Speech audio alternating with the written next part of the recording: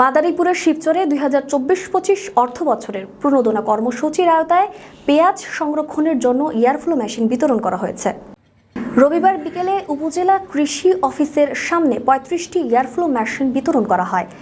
শিবচর উপজেলা কৃষি অফিসার মোহাম্মদ রফিকুল ইসলাম এর সভাপতিত্বে এ সময় উপস্থিত ছিলেন মাদারীপুর খামারবাড়ির কৃষি প্রকৌশলী মিতা কুণ্ডু, চ্যানেল এস এর মাদারীপুর জেলা প্রতিনিধি প্রণব কুমার সাহা, অপূর্ব সহ বিভিন্ন ইউনিয়নের উপসহকারী কৃষি কর্মকর্তা ছাড়াও আর অনেকে।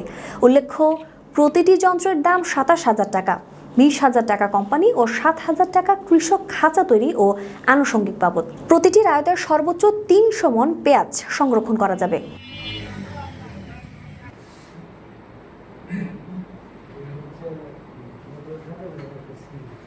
শুকাই যাবে তখন আস্তে আস্তে কমে যাবে টাইম।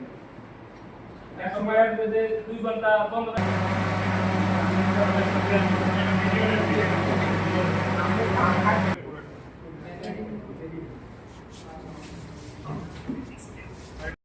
কত মাস অভিনন্দন টু ইয়ার স্লট পাইতে অভিনন্দন কত স্যার